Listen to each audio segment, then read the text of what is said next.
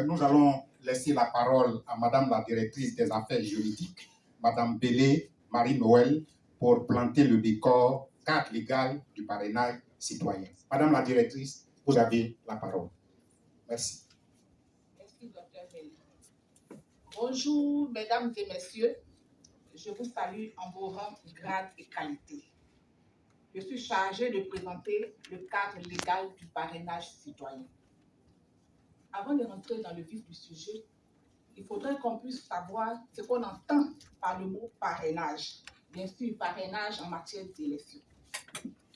Le parrainage, c'est une caution qui est donnée par les élus ou par les citoyens à une personne afin de lui permettre d'être candidate à une élection.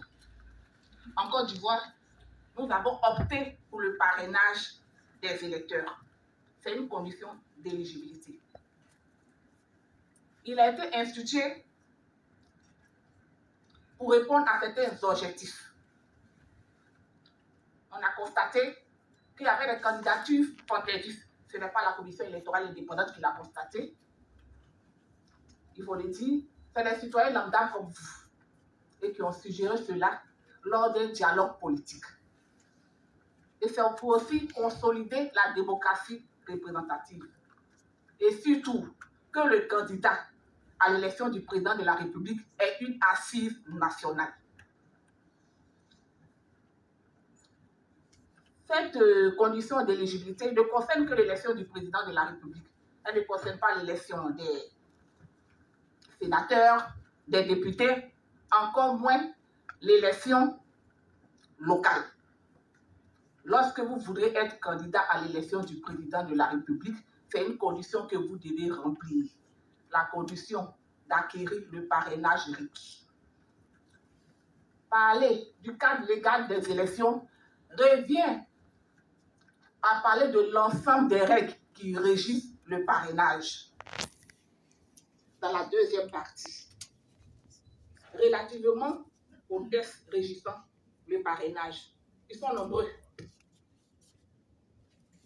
Le code électoral, le décret fixant les modalités d'organisation de la collecte des signatures pour le parrainage en vue de l'élection du président de la République et la décision de la commission électorale indépendante portant ouverture du parrainage. Le premier texte que nous appelons affectueusement la boussole des élections, c'est le code électoral. Dans le code électoral, nous avons deux parties. Une partie relative aux dispositions communes à toutes les élections et une autre partie relative aux dispositions particulières à chacune des élections. Dans la première partie, il y a un seul article qui nous intéresse, c'est l'article 25. Que prévoit cet article?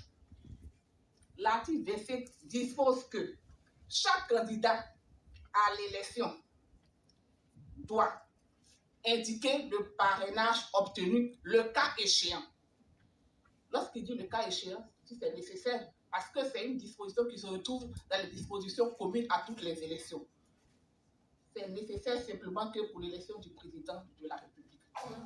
Dans la deuxième partie du code électoral, concernant les dispositions particulières à toutes les élections, 4 articles nous intéressent.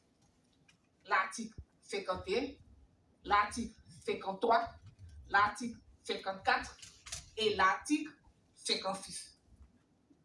Que prévoit l'article 51? Le quota exigé. Le nombre de localités exigées et le type de localité exigée. L'article 51 est très clair. Le candidat à l'élection du président de la République est tenu de présenter, de produire une déclaration de candidature revêtue de sa signature dûment légalisée. Il va plus loin. En outre, il doit indiquer le parrainage, ce qui fait de cela une obligation. Le parrainage, quel est exactement le quota exigé? Il est de 1% de l'électorat local. Lorsqu'on dit 1% de l'électorat local, il s'agit de 1% de l'électorat dans la localité qu'on aurait choisie. Quelles sont les localités? Il y en a deux types. Les régions et deux districts. Le district autonome d'Abidjan et le district autonome de Yamoussoukro. Les régions sont au nombre de 31. Avec les deux districts que je viens de citer, ça fait 33. Lorsqu'on divise les 33 par 2, puisqu'on demande que ce soit au moins dans 50%, 33 divisé par 2, ça fait 16,5. Comme on ne peut pas dire 16,5 d'entités administratives, on va jusqu'à 17. Ce qu'il faut retenir, c'est que deux districts autonomes d'Abidjan et de Yamoussoukro et les régions. Si le candidat à la candidature doit recueillir le parrainage, l'électorat local qui est concerné ne concerne que les régions et les deux districts. Il a le choix, le candidat, de choisir 17 régions seulement. Il a le choix de prendre 16 régions et d'ajouter un district, comme le candidat peut décider de prendre 15 régions et d'ajouter les deux districts autonomes d'Abidjan et de Yamoussoukro. Je réponds. 33 entités administratives, les régions et les deux districts autonomes, Abidjan et Yamoussoukro. Vous comprenez très bien que les deux districts autonomes n'englobent pas de régions. 33 divisé par 2, ça fait 16,5. Nous allons jusqu'à 17. Ça fait les régions et les deux districts autonomes d'Abidjan et de Yamoussoukro. Le candidat à la candidature qui va recueillir le parrainage peut aller dans 17 régions. Comme il peut décider d'aller dans 16 régions et de choisir l'un des deux districts. Comme il peut décider de prendre 15 régions et de choisir les deux districts en même temps. Il faudrait que ça fasse au moins 17.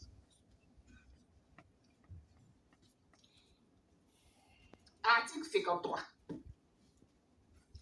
Que prévoit l'article 53?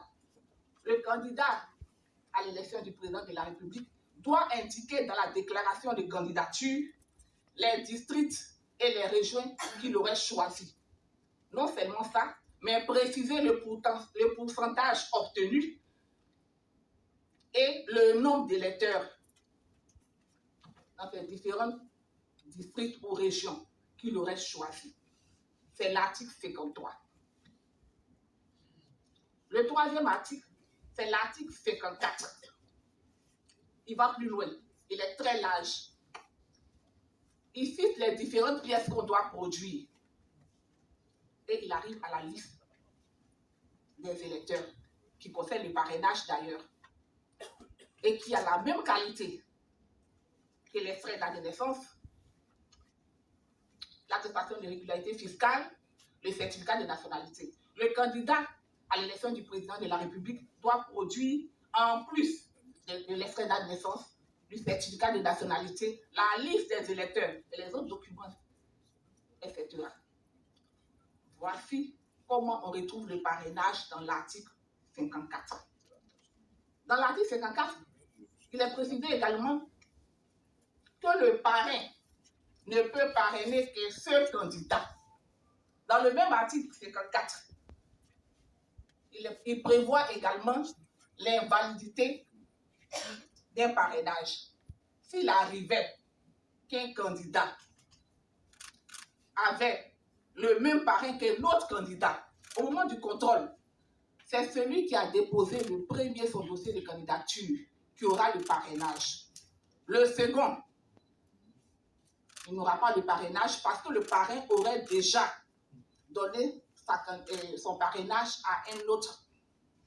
Et lors du contrôle, le Conseil constitutionnel va invalider le parrain sur la seconde liste, mais il a la possibilité d'aller remplacer ce parrain qui a été invalidé pendant une durée de 48 heures. Je reprends. Parce que souvent, on attend que lorsque on n'a pas recueilli le parrainage requis, on n'a plus d'une fois son parrainage, qu'on se rend compte lors du contrôle que le même parrain a donné son parrainage à un autre, celui qu'on contrôle en deuxième position, qui a le même parrain, on lui donne la possibilité d'aller remplacer ce parrain-là parce que le parrainage a été... ne peut parrainer qu'un seul candidat. S'il arrivait que le même électeur parraine plusieurs candidats, lors du contrôle du parrainage, celui qui a déposé son dossier en premier lieu, il a le parrainage. Mais celui qui dépose son dossier après et qu'il a le même parrain, le parrain est invalidé sur sa liste des électeurs. Il a la possibilité, on lui donne la possibilité bien sûr, d'aller chercher un autre parrainage pour pouvoir compléter afin d'atteindre le quota. Parce que il y a un parrainage qui a été invalidé. Si ce parrainage a été invalidé, qui n'a pas pu atteindre le quota, à cause de cette invalidation, on lui permet d'aller augmenter pour avoir le quota requis. C'est toujours dans l'article 54. L'article 54 va un peu plus loin. Il parle des sanctions, il parle des interdictions. Il nous cite exactement les organes qui sont impliqués dans le parrainage. Le Conseil constitutionnel, la Commission électorale indépendante. Et il prévoit que la CEI propose un décret au gouvernement pour fixer les modalités d'organisation de la collecte. C'est ce que prévoit l'article 54. Le dernier article, c'est l'article 56.